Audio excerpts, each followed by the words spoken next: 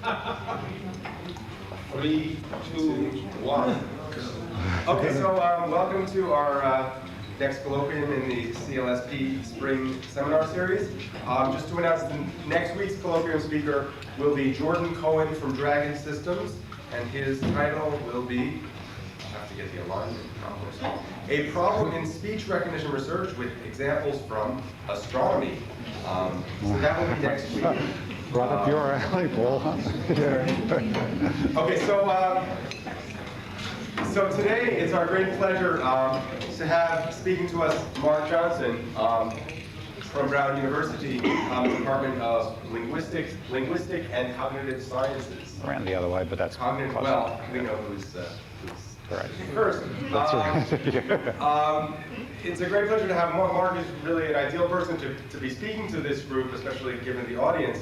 Mark did his PhD at Stanford University, where he worked on both the formalism and the linguistics underlying some of the so-called feature-based approaches to grammar, and did some very interesting work on looking at what kind of formal power is required to analyze certain for example, among other things, certain analyses of Dutch syntax and what kinds of things he said about the underlying formalism.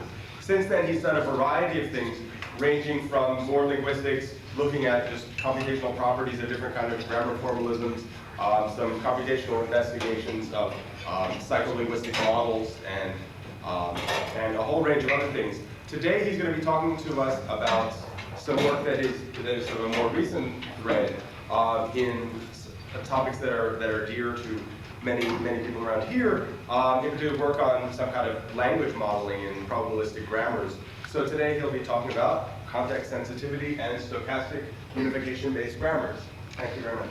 Yeah, so actually I was looking, when I was invited to come down here, I looked around for a title that would try to be, or actually not a title, a topic that would be broad enough to encompass the interests of all of the various different groups that would be here. And so I hope I've got something which is interesting to at least some of you. Of course, I run the danger that, in fact, actually, I'll be able to offend absolutely all of you in this process. So let's see how that goes. So the structure of this talk there are really sort of 5 pieces.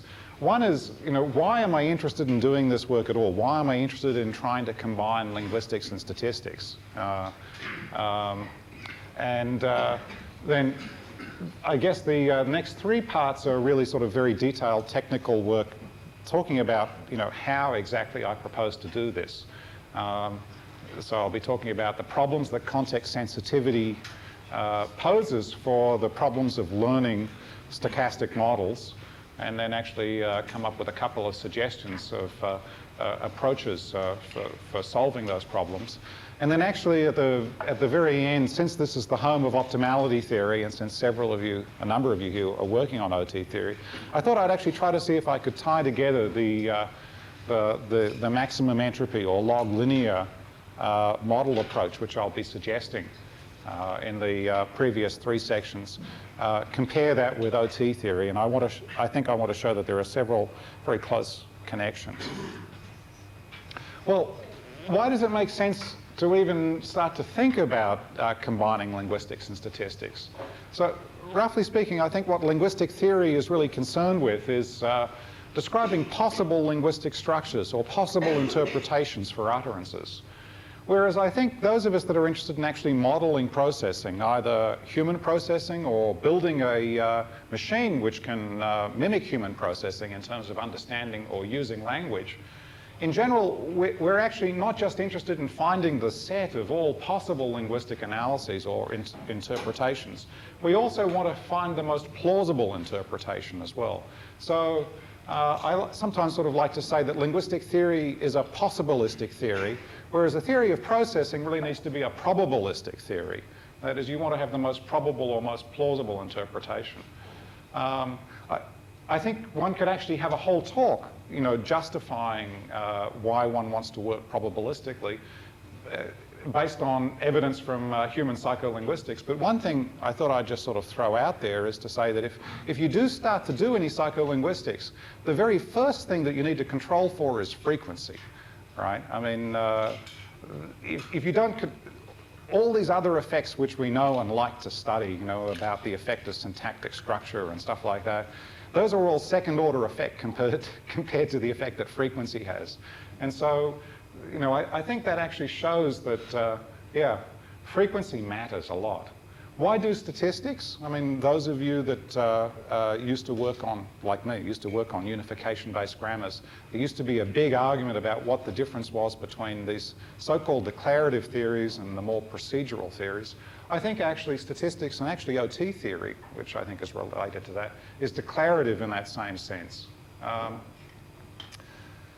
could go into more details on all these things, but in fact, I think what I'm going to do is spend just a few minutes going over this last point here. I think I want to show that approaches which rank interpretations or rank analyses actually solve what I'm going to call the two biggest problems in non-statistical computational linguistics. And that, I guess, this is really the motivation for why I'm interested in statistical approaches. So what are these two biggest problems in computational linguistics, non-statistical computational linguistics? One is that ambiguity explodes combinatorially. As the sentence gets longer, the number of possible analyses usually doesn't double with sentence length, it explodes multiplicatively.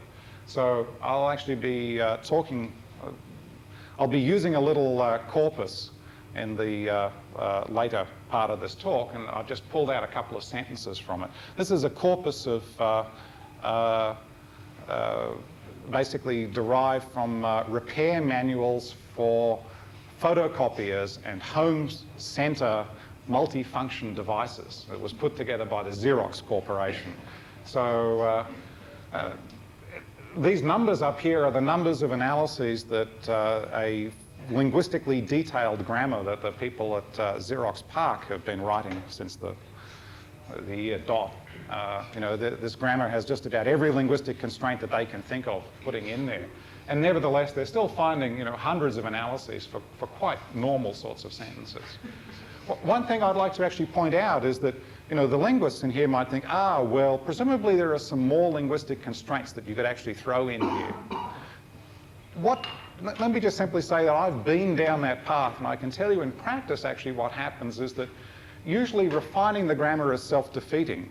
You can add some more constraints which reduce the number of analyses of one sentence, but it usually increases the number of analyses of other sentences. So roughly speaking, what happens is that as you refine the grammar, what used to just simply be, say, a single noun phrase, now is going to be a noun phrase that's marked to be a count noun phrase versus a mass noun phrase. That may help you disambiguate some examples, but there's going to be other examples now where you've actually introduced an ambiguity. Noun phrases where you can't resolve whether it's a mass or a count noun phrase. And so in fact, actually now you have two separate analyses. One where you're interpreting the thing as a mass noun phrase and one as a count noun phrase. So in fact, actually refining the grammar actually makes things worse. In fact, I sometimes think that it's the job of the linguist to actually point out that sentences that seem to be perfectly innocuous are actually many, many ways ambiguous. And it's the job of the computational linguist to try and figure out a way of working out which of these is more likely to be the right interpretation. So, can I just stop you just for a second? Sure. Just actually provided the justification for one of Fred's claims, long-standing claims, that every time he hires another linguist, his hit rate goes down. That's right. Yes, that's right. Exactly. Yeah. Yeah. So it should be kind of obvious that preference information is the type of thing which can actually help a parser navigate its way through this huge forest of possible interpretations, right? One thing that I think is not so obvious is that the same preference information actually helps us solve what I would call the second major problem of non-statistical computational linguistics. And that is that you get no analyses of many perfectly comprehensible sentences. So in particular, requiring linguistic well-formedness tends to lead to non-robustness. So notice that the standard approach to the problem number 1 is to make the grammar more refined, rule out possible interpretations. The standard response to problem number 2, in order to be able to find analyses of sentences like he walk, for example, somewhere where there's a failure of number agreement, is actually to make the grammar looser or sloppier. But notice what happens is that if you decide to ignore agreement, permit there to be a well-formed sentence where the subject and the tensed verb phrase don't agree in number, is that you can no longer use number as a feature to disambiguate a sentence like the following one. I saw the father of the children that speak or speaks French. Depending on whether or not speak or speaks is singular or plural, that's actually going to determine whether or not it's the father or the children that are the French speakers. And in fact, actually, what happens is that in non-statistical computational linguistics, people spend a lot of time talking about extra-linguistic repair mechanisms or mechanisms for just simply collecting phrases that are left over after you've completed your parse and build it into some sort of tree. One point I'd like to make is that, well, that's all very well and good if the goal is to produce a tree. But if the goal is to actually not just produce a tree, but produce some kind of semantic interpretation, there's no guarantee that the tree that you've produced by just collecting leftover phrases can receive any kind of interpretation at all. The point I want to make here, however, is that once we start to think about analyses as being ranked, we actually receive a systematic treatment of robustness as well as preferences. So, suppose we actually define a probability distribution over, and you'll see I'll use a little, that's not a W, that's an omega up there, meant to represent a linguistic configuration. You can think of that as a pairing between sound and meaning. The point is that generation and recognition involve two different conditional probability distributions. So when you're generating, what you're really looking for is, out of the set of all possible pairs that pair this semantic input with different phonological outputs, you're looking for the optimal pair. So if we imagine optimality is going this way, we're going to select this pair and produce this particular phonological output. On the other hand, if what we're doing is recognition here, what we'll see is that what we're given is the phonological input, and we're solving a different conditional we're trying to maximize a different conditional probability distribution, namely one that involves these two analyses here. So this is actually an example of where the same language model can produce an interpretation for a phonological input that it would not generate given that same semantics. Right? Not only that, if you think about this little phonological representation over here, it would never be generated. This phonological representation is like the form he talk. There's always a more optimal phonological output for every possible semantic input. But nevertheless, if this is if he talk is the input that you're given, there is in fact actually a pairing that associates it with a semantics. So in fact, you could obtain a semantic interpretation for it. So the point is that inside of a, inside of a model with that has some kind of preference or ranking information, we get explanations not only for how it is that we can prefer how it is that we can find a preferred interpretation, but we also get an explanation for how it is that a single system might actually be robust and might be able to interpret things that it would never possibly generate. Well, that's all very well and good, but what exactly might these probability distributions look like, or what might these rankings look like?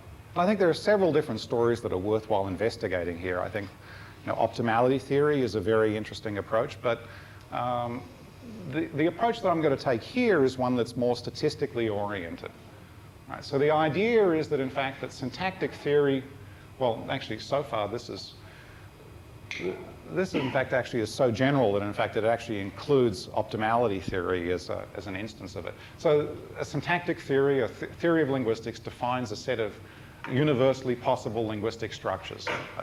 For what I'll be talking about today, I don't care about whether they're universally possible or language particular.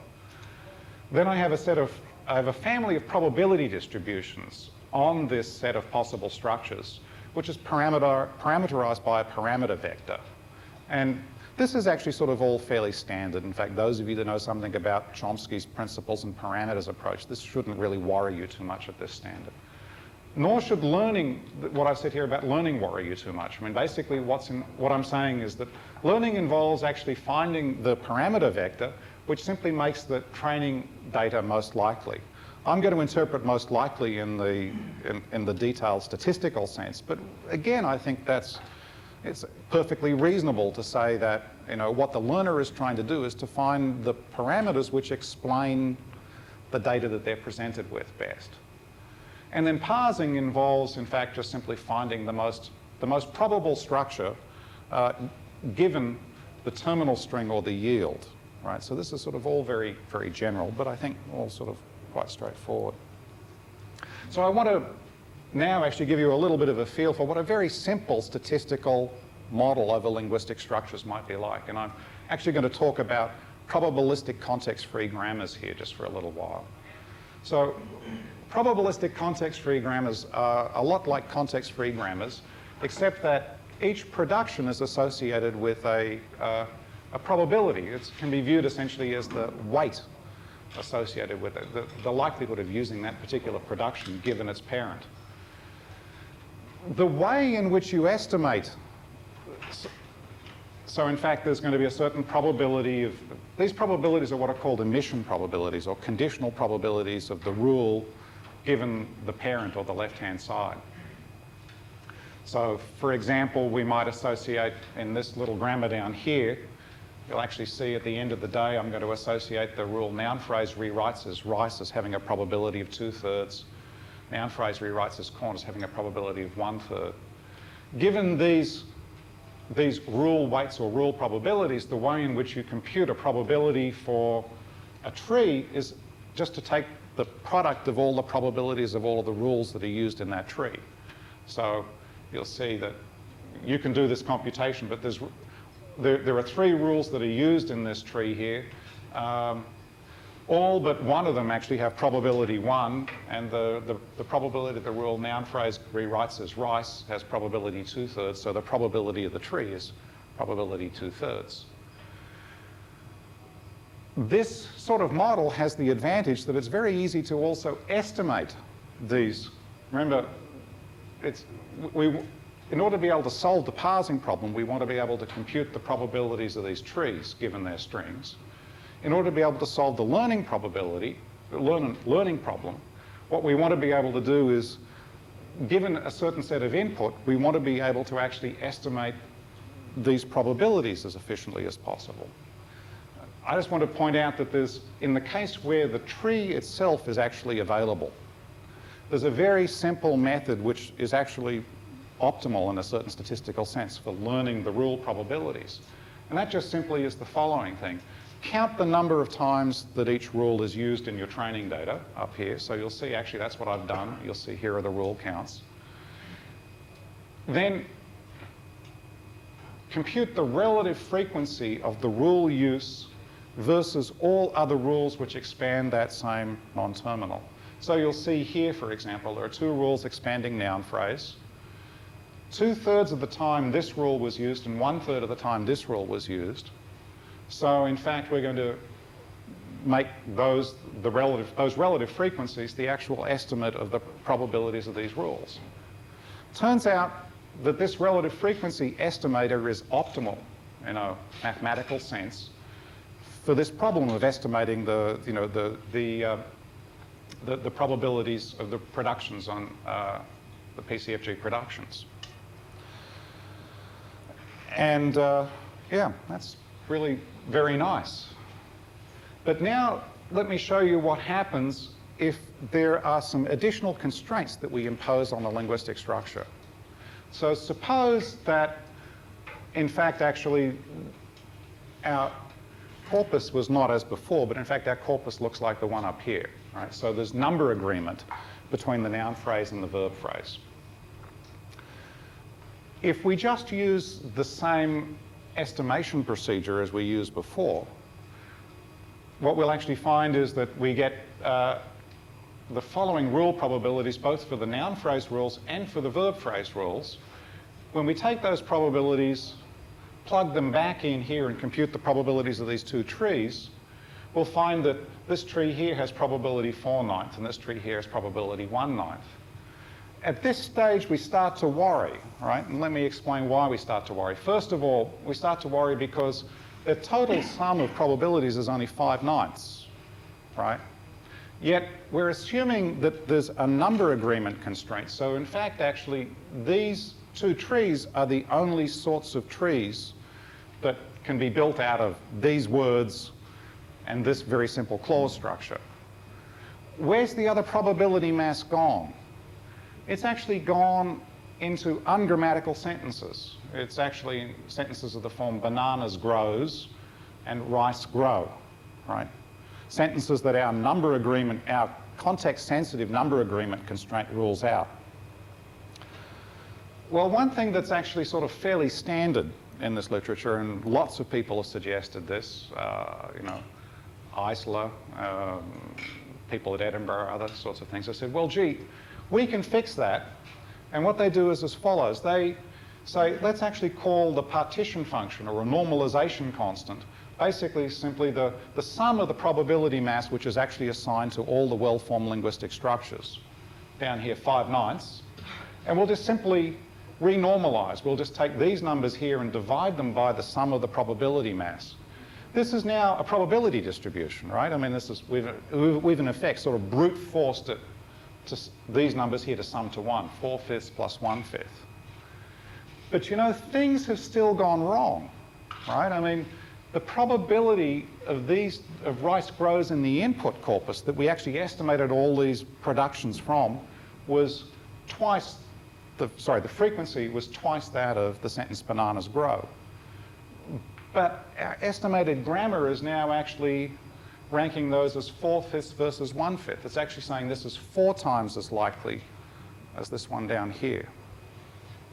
Things are actually doing even worse when you notice that if instead of using these relative frequency numbers down here, if we just simply just pick out of the blue the numbers 1/2 and 1/2, redo all this computation over here again, do all the normalization again and everything else like that, you'll see actually now we get the numbers 2/3 and 1/3, which in fact actually corresponds to our input. So in fact, what this is actually showing is that once we add context-sensitive constraints, or constraints which the grammar does not directly capture, then the relative frequency estimator is no longer optimal. It's no longer estimating the production probabilities, the weights of the productions, so that the estimated distribution matches the training distribution. In fact, you can do better than the relative frequency estimator by picking things that the relative estimator,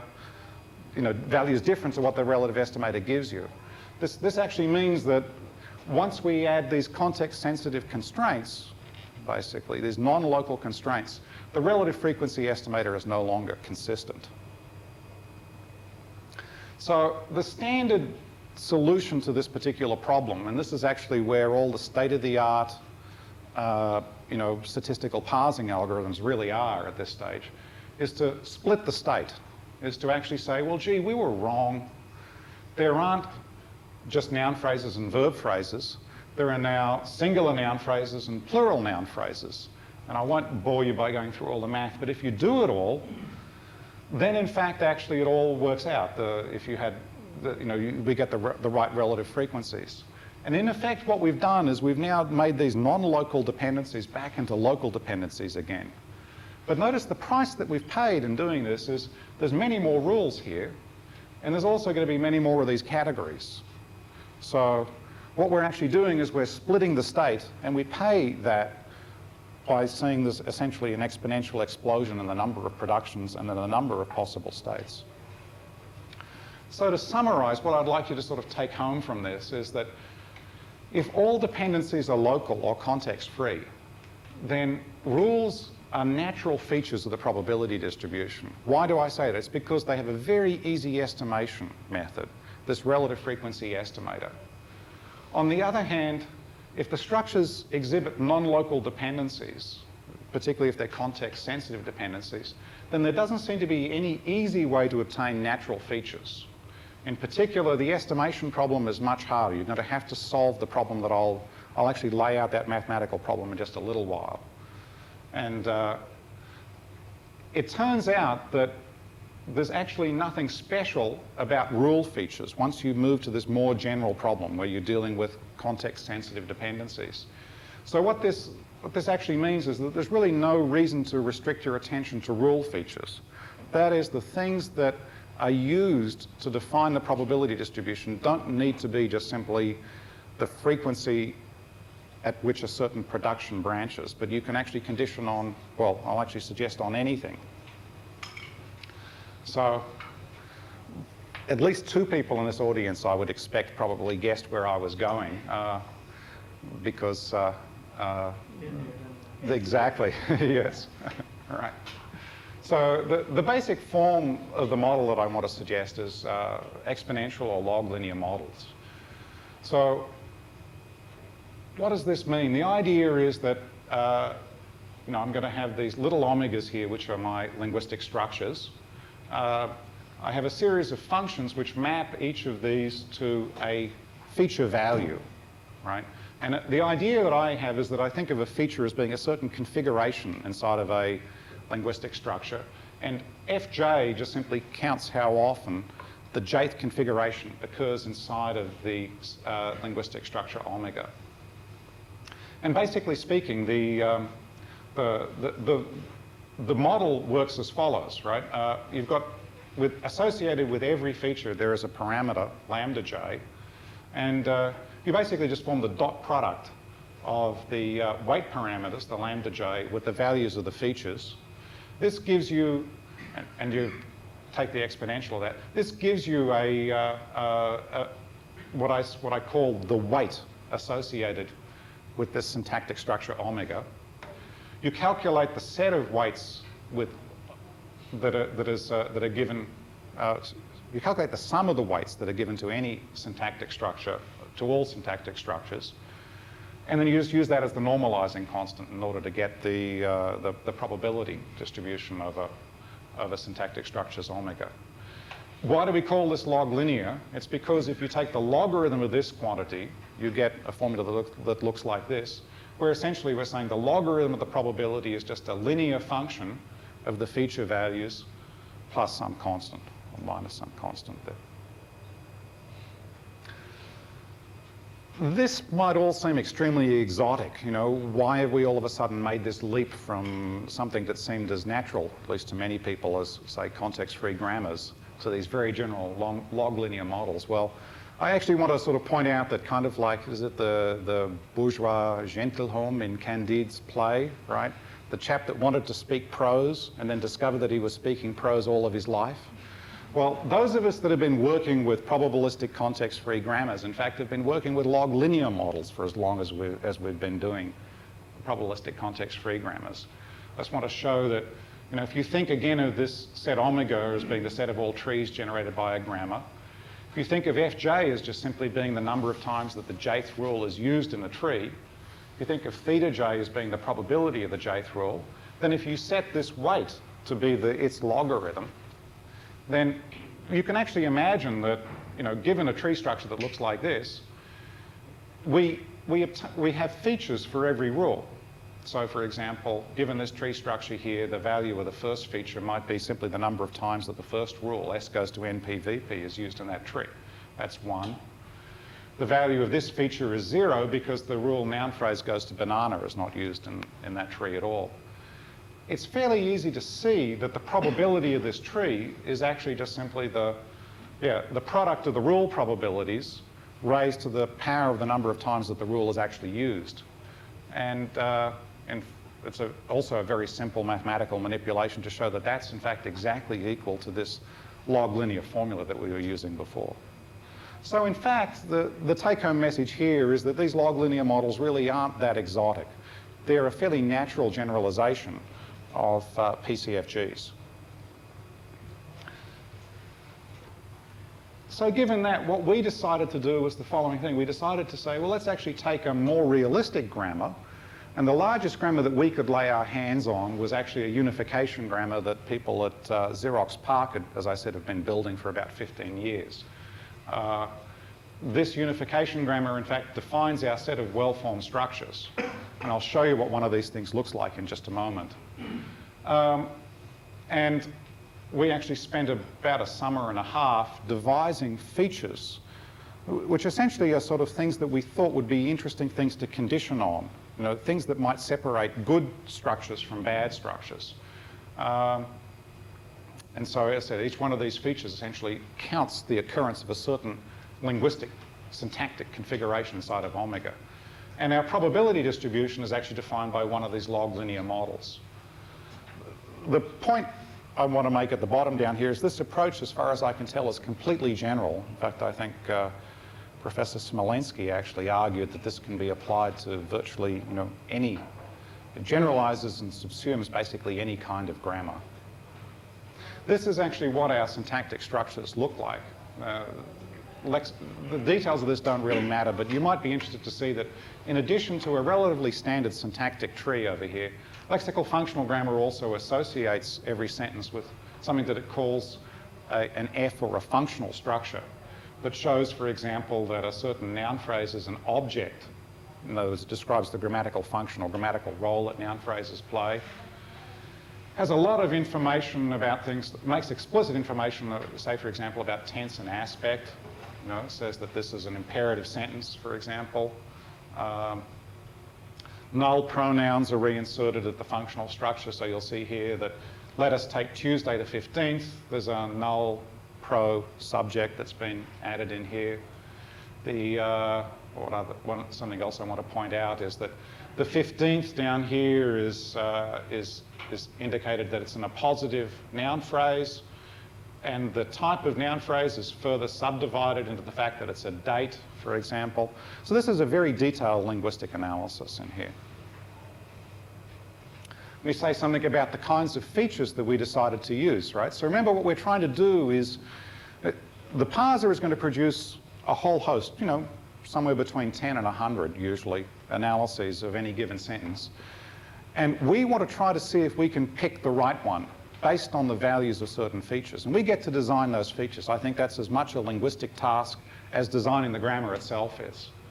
So because we actually started on this work thinking about PCFGs, we started off by introducing rule features, as a PCFG has. But we have, you can see here, all sorts of features. One feature that we have is we count how often we see different types of grammatical relationships occurring inside of a linguistic structure. So it's fairly well known that there seems to be a general preference for preferring function-argument relationships rather than adjunct relationships, and that lets us capture that. But we also have a large number of sort of fairly specialized features. So in our corpus, there's a lot of date phrases, things like it will either be Tuesday the 15th or Wednesday or the 16th, right? And so the thing is, or the 16th is actually ambiguous as to whether or not is the 16th the date or is it something else. There's a general parallelism constraint in coordination, and in fact, you're far more likely, if one element of the conjunction is a date, it's far more likely that all the others are as well. So this parallelism and coordination constraint down here actually is going to prefer analyses, say, for example, where you see dates conjoined with dates rather than dates conjoined with something else.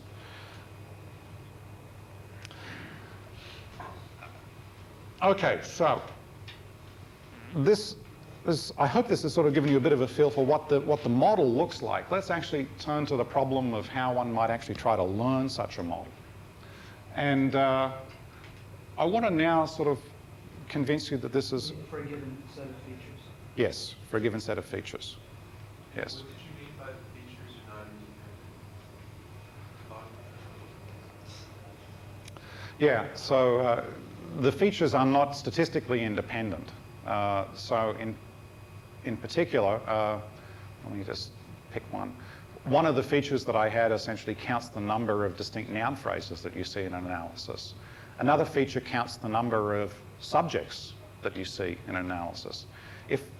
If you tell me the number of subject noun phrases there are in analysis, you've provided a lower bound on the number of noun phrases there are in the analysis. So you've certainly given me information about those.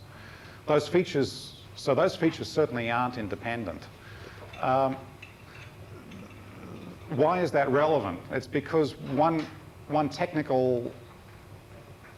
a technical prerequisite for why the relative frequency estimator will work is that certain independence properties hold between the features that you're conditioning on. Those independence properties certainly don't hold in this situation, so the relative frequency estimator certainly won't be consistent. That's why I pointed that out. Okay, the point that I want to get at here is that in order to actually conduct the maximum likelihood estimation of these parameters, these weight parameters on the features, you need to be able to compute a quantity that's known as the partition function. That's the sum of the weights of all structures which are assigned, all possible linguistic structures omega. And that partition function is incredibly hard to compute. I mean, this is in fact a message from statistical physics and all kinds of things like that. And in fact, actually, one reason why that's very difficult to compute is because we actually don't know how these features interact, right? I mean, the context-sensitive interactions between constraints actually makes it very difficult to do any kind of general either analytic or numerical evaluation of this partition function. And so that actually means this maximization process here is very hard to do either analytically or numerically. Steve Abney, actually, who wrote a paper about this type of thing, wound up suggesting a Monte Carlo procedure, essentially sort of trying to draw random samples of linguistic structures up here. We started to try to do that, and it just really seems to us to be computationally intractable for realistically sized parameters. But what we actually wound up doing is actually finding a far more efficient way of doing this. And rather than maximizing likelihood, we actually maximized a distinct quantity that we call pseudo-likelihood. And what that is the conditional probability of the hidden part of the structure, the syntactic structure, given its visible part, its yield, the terminal yield string. So the way in which I imagine that is as follows, right? And summing over all possible linguistic structures involves essentially summing over all parsers of all possible sentences, and that's incredibly hard to do. But really, all we want to use this model for is sentence understanding. So all we really want to know how to do is how to pick the correct parse, these little red dots here, out of a set of competitors, right? Namely, the set of all parsers which have the same yield, have the same terminal string. So if we can learn simply how to maximize that conditional probability distribution, right, we'll actually have the information that we require in order to be able to do efficient parsing. And all this mathematics down here is really sort of just trying to write down how one formalizes that notion of maximizing this conditional probability distribution of the correct parse given the yield. So let me just sort of go over that, right? So this quantity, this conditional probability distribution that we call pseudo-likelihood, is much easier to compute and much easier to maximize because the pseudo-partition function involves only summing over all the parsers of a string rather than summing over all possible linguistic structures. On the other hand, we wind up actually learning something that's quite different. So maximum likelihood learning essentially estimates a full joint distribution. It learns a distribution of both yields and parsers given yields. Maximizing our pseudo-likelihood learns the distribution of parsers given a yield, but actually doesn't try to learn anything about the distribution of strings. I'd actually like to suggest that that's actually cognitively more realistic as well, right? I mean, so in particular, the fact that I know English means that given a string, I can fairly accurately predict what the correct interpretation of that string is. But the fact that I know English doesn't mean that I am very good at predicting, say, for example, the question that any one of you might be likely to actually pose to me at the end of this talk. In fact, the extent to which I can predict the question that someone is going to ask actually is sort of reflects my knowledge of that person in this context, not my knowledge of English, right? And so the point here is that pseudo-likelihood essentially is giving you information about the distribution of interpretations given strings, but not telling you anything about the distribution of strings. All right? It's unfortunate if you're doing speech recognition. That's right. So if you want to do speech recognition, this is, in fact, actually what you want to do is pseudo-likelihood with respect to the acoustic signal, right? Not with respect to the word string. What's that? So what is this pseudo-likelihood estimation really like? I mean, and in fact, maybe those of you that do OT theory can now actually start to see the connection a little bit emerging with OT, right? But I have another Yeah. problem with this Yeah. notion that it's enough to get the conditional probability. You're assuming that by being able to parse a few sentences or having them as exemplars, you somehow know the conditional probability for a yield you've never seen before. And that is really something that has to do with the selection feature. Of course. So I wouldn't agree completely that all one really wants is the conditional probability. All one wants is a conditional probability, given the features are adequate to cover everything we have to see. I guess the way I put it is, I'd say, if I actually had the conditional probability of the parsers given the yield, let's forget about features. Supposing someone just gave me that. If I actually had that conditional probability distribution, that would be as useful as having the full probability distribution over both parsers and yields for solving the parsing problem. Now, the question you're asking is, can I in fact actually come up with a good set of features? And that, to me, it seems to be sort of orthogonal to the question of whether or not I'm learning pseudo-conditional distributions or whether I'm learning full distributions. I mean, in fact, what you will see is the extent to which I can come up with a good set of features will reflect how good my model will ultimately turn out to be. The fact that my model is not getting everything correct shows that I obviously don't have a fully adequate set of features yet, right? I mean,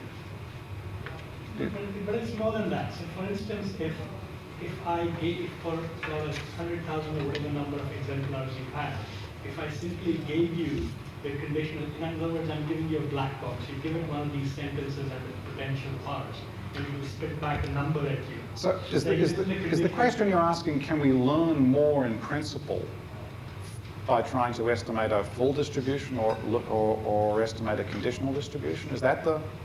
What I'm saying is that learning the conditional distribution will help you parse new things only if the parameterization is such that it tells you something about sentences you haven't seen. But that surely has to be true about also learning the full distribution as well. If I pick the features wrong and I'm trying to learn a log linear model with the wrong features, even though I might be learning the full distribution, adjusting those parameters to maximize likelihood rather than pseudo-likelihood, there's still no guarantee that that model is going to do well on new sentences. That's true. So Yeah. I guess the problem So I thought perhaps there was one thing that there is an interesting point that follows from what you're saying is in terms of efficiency of information usage, though, there is in fact a difference, right? So let me sort of go up back here a little bit. This log linear learner learns by distinguishing the correct parse from all of the incorrect parses of the same string. If there are no incorrect parses of that string, the pseudo-likelihood learner learns nothing because it's always trying to adjust the parameters so as to distinguish the correct parse from the incorrect parse. If there are no incorrect parses, there's no information to be gained. Whereas a learner that's trying to maximize likelihood can still learn something. I mean, if that sentence is if that sentence is currently extremely unlikely under your current parameter values, and you see that sentence many times and it's unambiguous, that's a very good hint that you ought to change your parameter values. Right, so. All right, so this is the, as I said, the basic framework that we're dealing with here, right? So we're given the feature values, the number of constraint violations of the correct paths, and then the corresponding information about all of the incorrect alternatives. And so what we actually have to do is to adjust these parameters, lambda here, so as to make the correct paths more likely than all of the incorrect alternatives. Right. I wanted to sort of point out a couple of things here, right? One is that there are certain kinds of features that we can ignore immediately.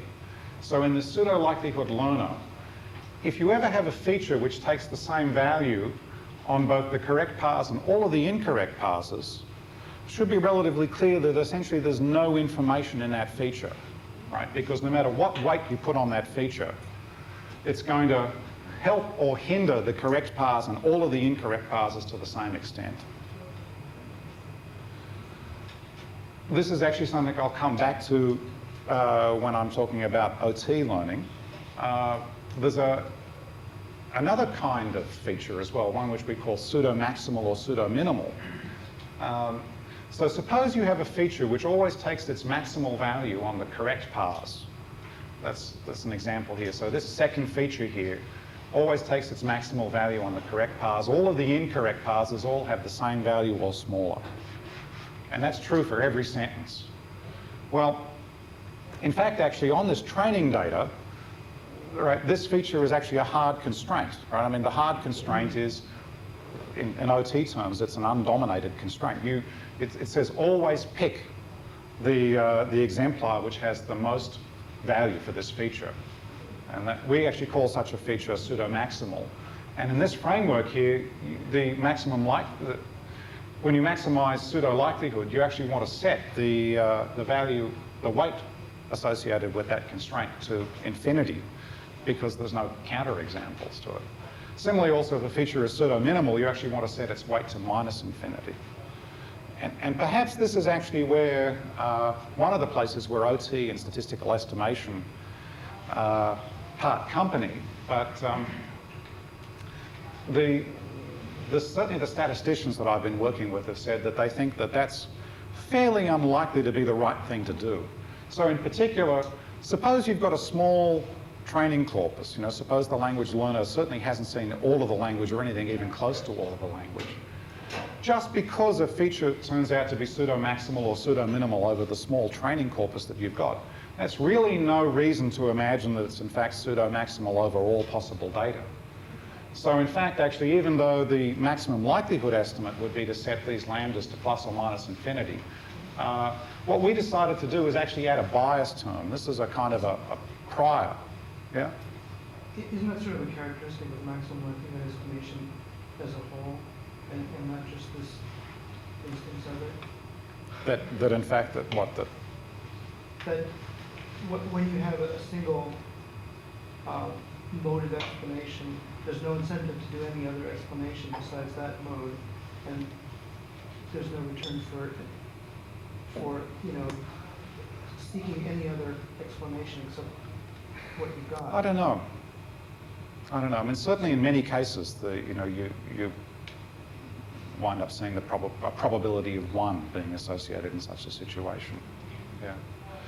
In any case, what we do is we add a bias term. Essentially, we add an extra cost. So instead of just simply maximizing pseudo-likelihood, what we actually do is maximize the quantity that's written out here, which is adding in effect, it's adding a normal bias to it. So let me just sort of point out that this, I think I want to get to the optimality theory section, so I'll skip through this relatively quickly. We actually parse 2 separate corpora. We use one as a development corpus and one as a test corpus. You'll see that on average, these sentences are about 10 ways ambiguous. And we had on the order of around 200 features in both. Let me just sort of point out here that we do better, but not that much better than a relatively naive system. So a baseline estimator, which actually I should just simply say, just assigns a uniform probability distribution across parsers. So the system is just picking a parse at random and saying, I think this is the best parse. Actually, turns out to get around 88 correct in the first corpus and around 136 correct in the second corpus.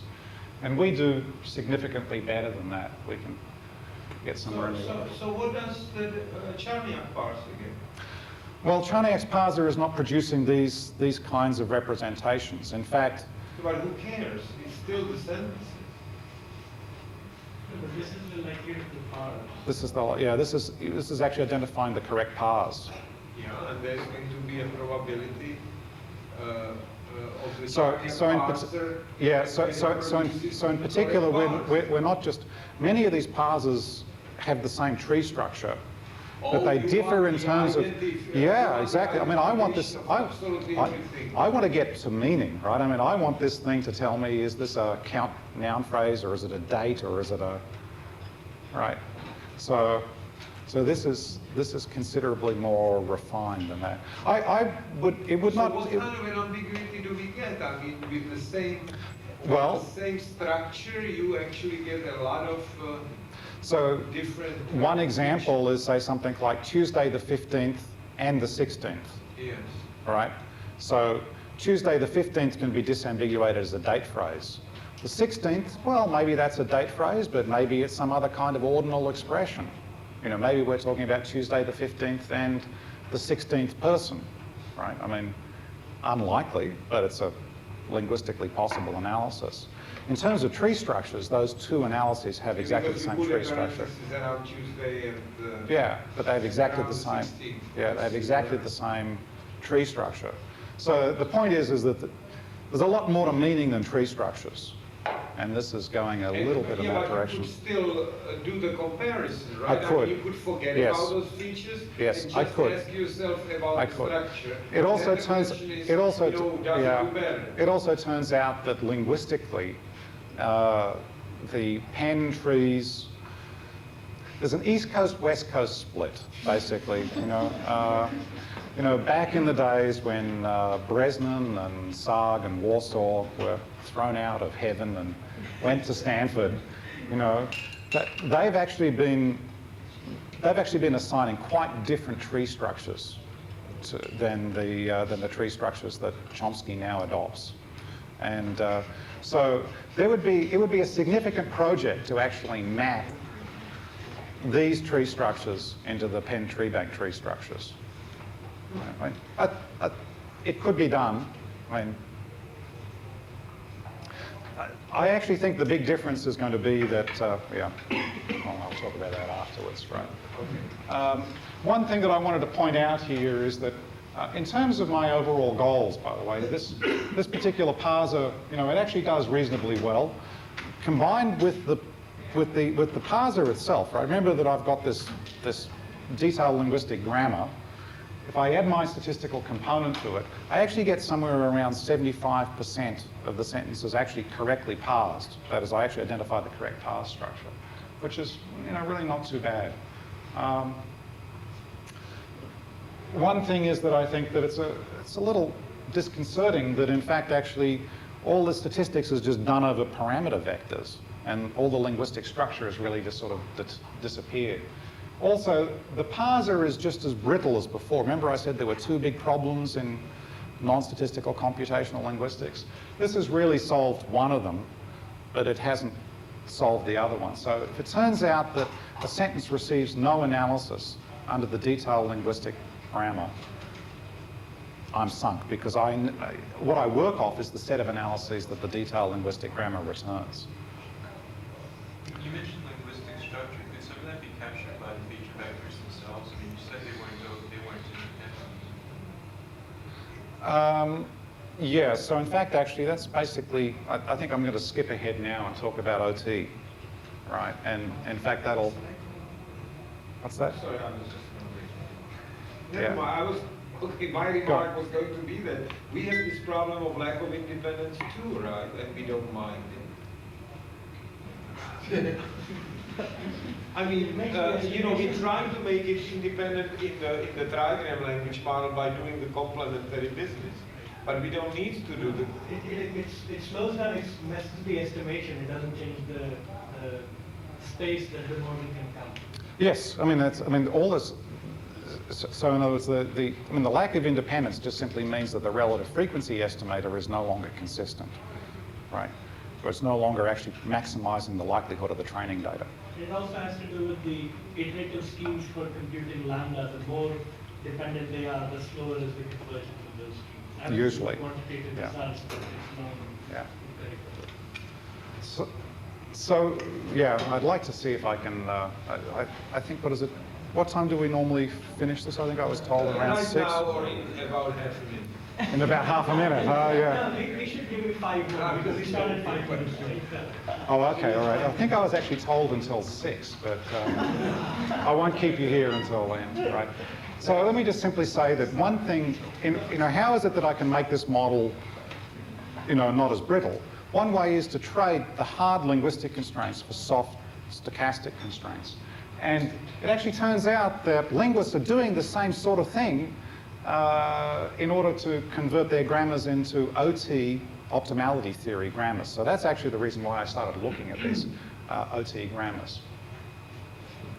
So I think I'll actually sort of skip the technical details of OT theory. I trust you've actually seen enough OT theory to know at least a little bit about it.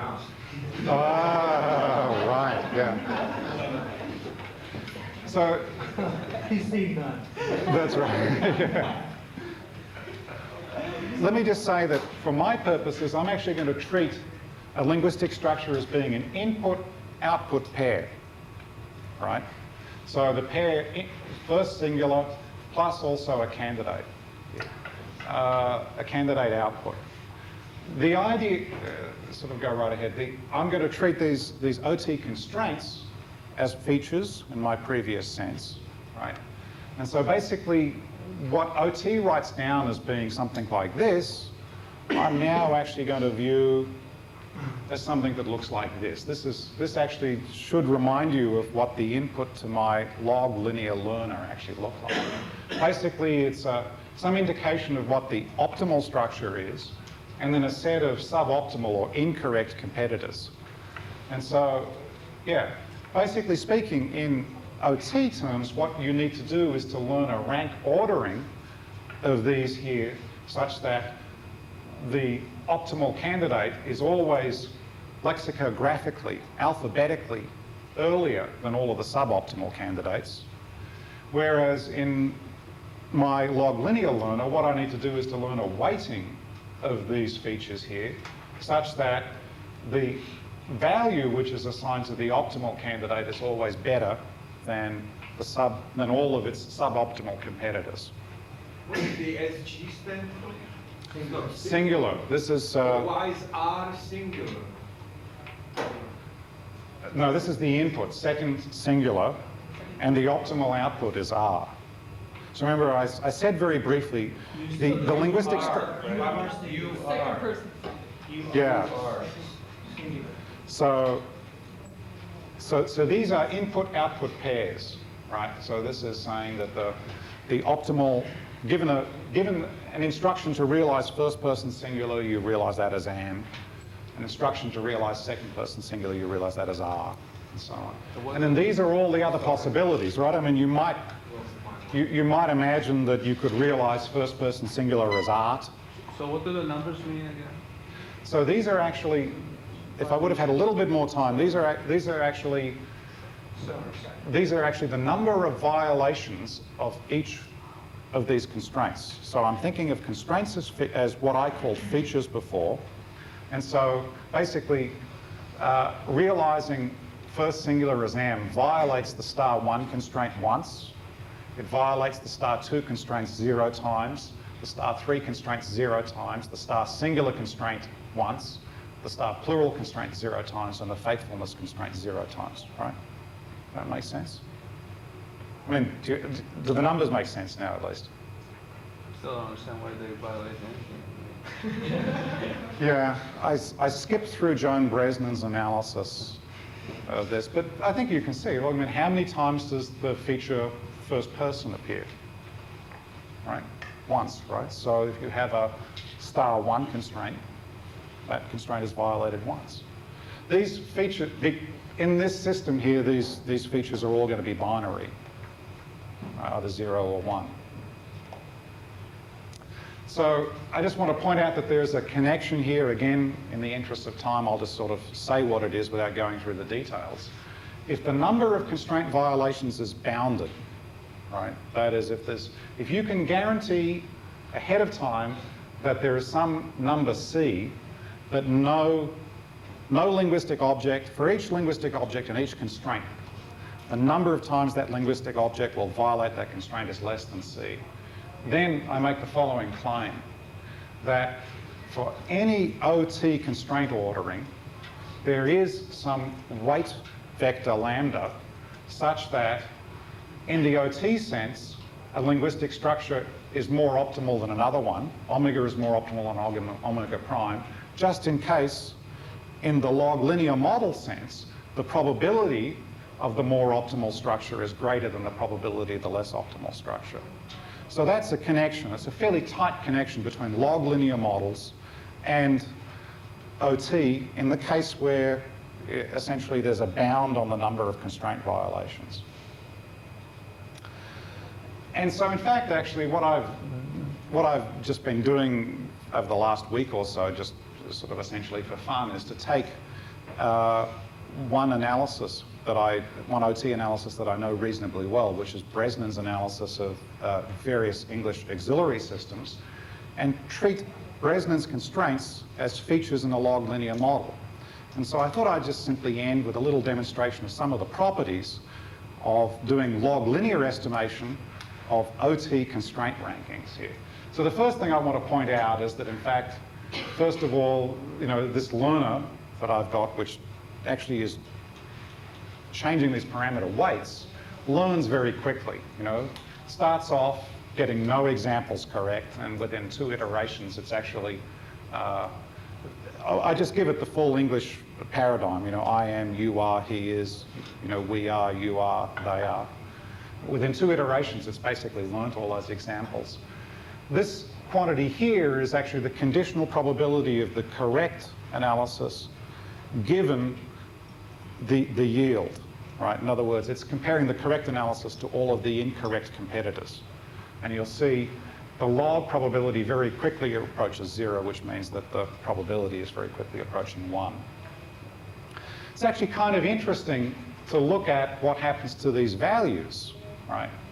And in fact, let me just simply say that if you just simply try to maximize pseudo-likelihood, very quickly the parameter values for, well, I guess the first thing to note is, this is, when Bresnan devised her grammar, not only did she identify the features or the constraints, but she also came up with a constraint ranking, so it would generate English and a whole lot of other dialects. The constraint ranking that Bresnan chose for standard English was this one. And in fact, the pseudo-likelihood learner identifies this particular ranking here. In other words, it's a ranking which is consistent with Bresnan's ranking. When you actually look at the parameter estimates that the pseudo-likelihood learner comes out with, you actually notice that these parameters here are actually going very, very quickly up to, let me just tell you, they're going to infinity. The reason why the computation stopped here is because e to the 200 or e to the 300 is a very large or a very small number, as the case may be, right? In fact, actually, these features here are what I call pseudo-maximal features, right? I mean, these things that are undominated constraints are things which in the log linear framework are things for which you'd actually like to give a parameter value of infinity, right? Because any candidate which has these constraints or these features is a loser, basically. So, in fact, actually, in all the examples I'll show from here on in, I actually add this parameter bias that I was telling you about before, right? This is, and all that does is it simply says is, you can view that as saying, don't make these numerical quantities any higher than you need to in order to correctly classify your input. That's a very crude way of describing what this bias is all about. So you can see here I've done exactly the same experiment. I get exactly the same orderings of constraints, but now these quantities are actually very nice They stay nicely bounded. One thing that I think is sort of kind of interesting is that we actually seem to be sort of discovering sub-symbolic structure, to use a phrase that someone in this room I think has used before, right? So in other words, we're actually seeing interesting sort of refinements of the ordering. This example here is just showing that I've actually tested this on not just standard English, but on all the English dialects that Bresnan describes, and in fact it comes out with constraint rankings which are consistent with what Bresnan says. There's an interesting case here that Bresnan actually gives, the one case I could find where the constraint ranking that the pseudo-likelihood system comes up with is different to the constraint ranking that Bresnan gives in her paper, is this one, which is where you can see here the star plural constraint is much higher valued than the star 1, star 2, and faithfulness constraints. These are all three essentially have the same value, and they're above singular and third person. So the one thing that's interesting here is that in fact, unless I'm extremely mistaken, there's another constraint ordering for which you would actually generate the Southern and East Midlands dialect of English. Namely, that's one where you actually put faithfulness and star first and star second as being equally ranked. You'd still generate the right output. So in fact, the pseudo-likelihood learner has found a different but equally good analysis of this data. Okay, one thing I'd like to point out is that it's unlike, say, standard OT learners, frequency matters in the pseudo-likelihood learner. So as we change the relative frequency, the number of occurrences of the sentence in the training data of I am, so I just have one occurrence of everything else, but I have between 0 and 10 occurrences of I am, the I am sentence in the training data. In fact, actually, what I find is that it's interesting, the constraint rankings overall don't change, but the actual constraint weights do change. I guess actually I see a slight change between first and third person down here. So unlike OT learners like the Tessar and Smolensky learner, this learner here actually exhibits frequency sensitivity. And I think that actually, I would be extremely surprised if children don't exhibit frequency sensitivity in their learning as well. And then finally, just as another little point of comparison, the Tessar and Smolensky constraint ranking learner essentially sort of throws up its hands when it's faced with inconsistent input. But it seems to me as if that's not terribly cognitively realistic either, right? I mean that in fact a learner really ought to be able to actually deal with the fact that sometimes they've either misheard or else they've actually, what about the poor child that's actually living on the border between Standard English and Somerset English, right? And it hears both kinds of examples, right? I mean, learning doesn't just completely fail there, although maybe that's actually I don't know.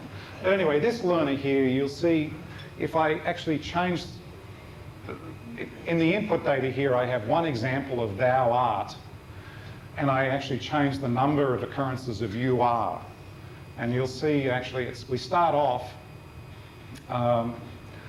only getting 5 out of the 6. This is the number of standard English examples that the learnt constraint ranking gets right. So of course at this stage it's learning thou art instead of you are. And in fact at this stage here it's also thoroughly confused. It's not preferring you are over thou art.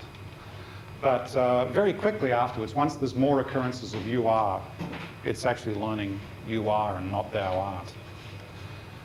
It's interesting, however, that it never actually learns the OT correct constraint ranking. So I've actually, looked at this much further out than just simply 1 to 10.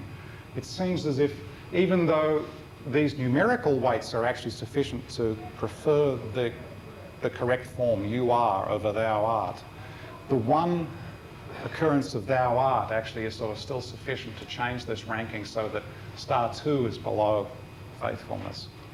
Well, Anyway, so what are the conclusions of this little section here, right? I mean, I think that, in general, what I've been trying to argue is that log linear models provide a systematic framework for defining probability distributions over linguistic structures. Pseudo-likelihood estimation provides a practical way of estimating these conditional log linear models. And then I've also talked a little bit about the relationship between OT and log linear models, pointing out that OT constraints can be used as features in a log linear model, and that the constraint rankings that you get from the log linear learner, the pseudo-likelihood learner, are often very, very similar to the constraint rankings that linguists give by hand when they're ordering OT constraints. And I'd also like to suggest that pseudo-likelihood estimation may actually be interesting for people that are working in an OT framework, because it seems to be more robust to noisy data than current OT learning frameworks. Thanks very much. So, first of all, how do we know that that a particular analysis is correct? I mean, do they have a tree bank that's done ahead of time, or do they just say how true? Yes, I'm afraid I skipped over that section. So the people at Park have not only written the big grammar, they've also parsed, as I said, several of their corpora. They've worked both on the verbmobile corpus, that's a corpus for, right, and then also this corpus of sentences that they extract. And then they've then also hand-corrected those parsers. Right, and it's ahead of time. That's right. And so I did a tenfold cross-validation experimentation. And so now how do you, so for instance, if something has 186 parts, right, that means that the grammar produces all 186. That's right. And you just let this thing run on That's every right. one of them. So actually, so do you don't have a good search process. No, so actually, shall I tell you a little bit more about, I mean, I didn't talk about this detail. The non-statistical parser that is used produces what are called packed feature structure and parse tree representations. So these are things which, packing can be done for trees so that you can represent an exponential number of trees in polynomial space. The packer that they've got for tree feature structure combinations is not guaranteed to be polynomial, but tends to be polynomial in most cases. So we've actually been working with an evaluator and unpacker combination in parallel, right? So we essentially enumerate the analyses, evaluate the analysis, and then throw it away. When you evaluate that's all right. of them, We and do, you, yeah. And you take the That's best right. one Yeah. and then compare it with something that's So this is, yes, so this is, let's see if I can justify why we do that. I mean, this is really just a proof in principle that something like this can be done, right? And also notice that, 100 or 200 analyses is really not too not too bad. I mean, I think in the speech recognition literature, you often work with n-best lists, which contain on the order of 100 or 200, right? So this is in fact, in a sense, sort of very, very much like that, yeah. And these grammars are good enough so that when honestly running on the test corpus, at least one analysis is identical to the... no, in fact, I believe what is... No, so they're not robust, right? I said that the systems aren't robust, and that's because these grammars aren't robust. The reason why these grammars parse the test corpus is because some linguist has sat down and essentially, run the parser over each sentence on the test corpus. So it's standard linguistic cheating. Well, or you might say, or else you might just simply say it's a step on an incremental development cycle, right? I mean, yeah. No, look, I agree with you. Yeah. And in fact, as I said, I think some very interesting things to try and do would be to try and take one of these OT-based learners, because that trades hard constraints for soft constraints. I think that a big part of the problem here is that in order to try and reduce the ambiguity, these guys have added more and more linguistic constraints. And what that does is it actually rules out the correct analysis in many circles. Yeah. I think it's actually very difficult to tell, actually, at this stage, whether the problem is just simply that we don't have the right constraints. That is, that there is some correct constraint on, say, the distribution of, empty nodes. And we have come up with another constraint which is close but not quite right. Right? And in that case, right, that constraint may actually help us resolve certain ambiguities, but it may also lead to non-robustness. Right? Is that the situation? Or is it the situation that basically something far more general needs to be done? I mean, I also think that there's something, we can understand completely, or not completely, but very ill-formed input. And I think that what that suggests is that our interpretation process is not taking the output of parsers produced by a grammar that only produces completely grammatical structures. We need to have some mechanism for interpreting, ill-formed input. Yeah. Thanks for a great talk, especially results on learning. My question is about incremental processing. As you hear a sentence incrementally and more feature values are revealed, the weights lambda that you use, in some sense that tells you how useful that information about those features was, right? I was wondering if you might speculate a little bit on the cognitive significance of those values lambda. Oh, gee, that's a very hard thing. Let me just simply say one thing that makes it actually very hard to even think about incremental processing here is that in the PCFG world, the probabilities associated with a rule are always less than 1, right? In this world here, the lambdas, which are essentially the log probabilities, right? They need not be less than 0. In other words, they can be positive, which corresponds to actually having it would be the same as in a PCFG of having a rule weight which was greater than 1, essentially saying I prefer bigger structures rather than smaller ones. What that means for incremental processing is that in the PCFG world, you have a nice monotonicity property. If you have a partial parse tree, you can be guaranteed that as you extend that parse tree, the probability of that tree and all of its descendants will only get smaller. In this world, if you've got a partial analysis and you start to extend it, it's actually possible for the probability to actually grow.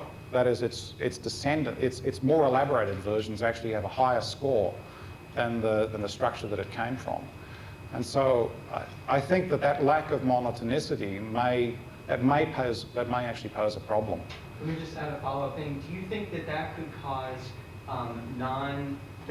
local minima for an incremental maximizer who is an incremental processor? Oh, sure.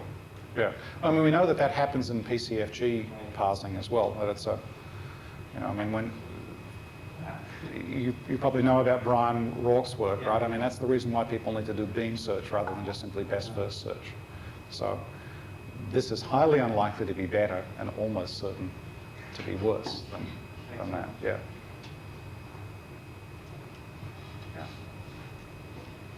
Go ahead. I want to come back to this conditional model versus the joint model. Right. Now, you can work out that the conditional model, if I had a set of lambda features and the lambda, then I decided to estimate conditional models. It's the same as not having a conditional model, but instead throwing in one more feature of any configuration, which is essentially a feature only of the yield, and which says, did I see this in my training? Yes, no. And the way it works out is that it's one of those hard constraints which flies off to infinity, and you're back to re-estimating the usual model. Are you talking about, I mean, where I learned a lot of what I know about log linear models was in Professor Jelinek's book. So you're talking about what's called in there the optimization, the adding an extra feature H? No, I'm talking more about a conditional model is essentially the same as a regular model without conditioning, except that you're putting in an additional constraint on the frequency of things, of the things you observe. So I'm not quite sure what Fred talks about in his book, but if it was language modeling, it's like saying that the frequencies of the histories will be exactly those that I see in my training models.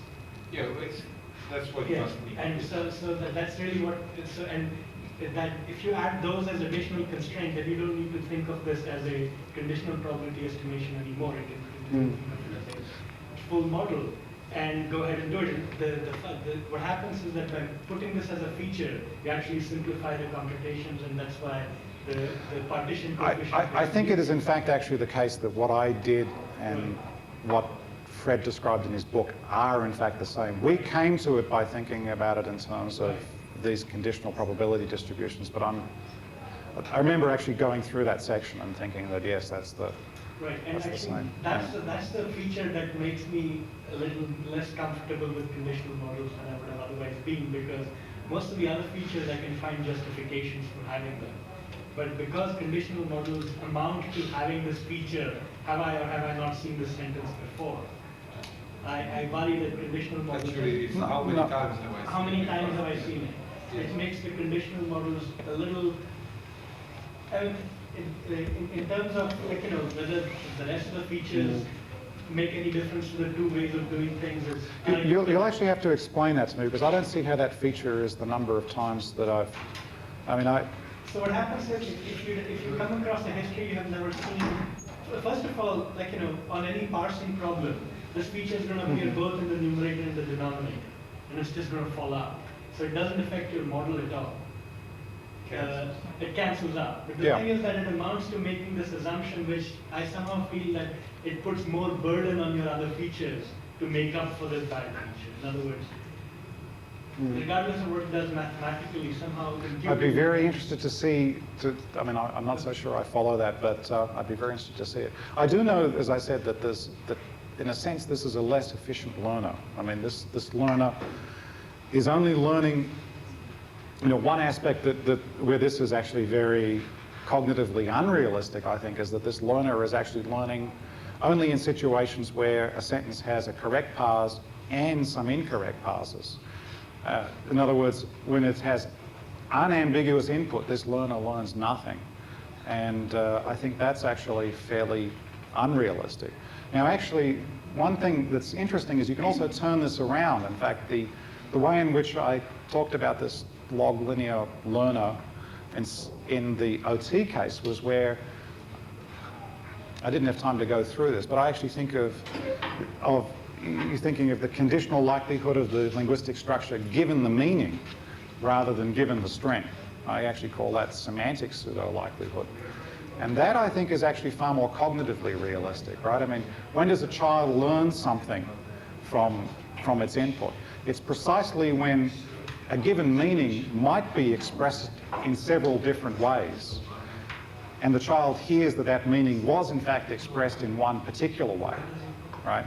In other words, the child learns something from the fact that, you know, I chose to express a transitive verb frame in English in a noun phrase verb noun phrase structure rather than in, say, a Japanese noun phrase verb structure, right? So even though those inputs may not be ambiguous going from the string side, right? There's two noun phrases and one verb, so it's very likely to be a transitive verb structure. The fact that a transitive verb structure might universally be realized in any one of those two or possibly more ways is actually something that a learner can exploit in order to learn something about the property of the language that they're seeing. So, yeah, and if you're interested, I can actually show you how you turn all this around and actually use semantics rather than the string in order to drive the learning process. Last question. You have a question, right? Well, so what are the prospects that the information that your parser uses to generate the candidates, that information can be recoded as constraints of the same sort that you're using to estimate likelihoods? So you're saying, to what extent do you think we can actually integrate the? I mean, I think you know exactly. You should do it. Yeah, exactly. I mean, so here's one project that this is my summer project actually, is to try and see if I can take a very general language model, you know, say a PCFG that's extracted from a tree bank. So so I'd now be generating a lot of different trees for any given string. And then actually what I'd like to do is to go through the OT literature and take a look at various different constraints that you and Geraldine and other people have proposed. As essentially things that would perhaps give me, and I'll use those as features to try to see if I can identify which of those trees are more likely to be correct and which ones aren't.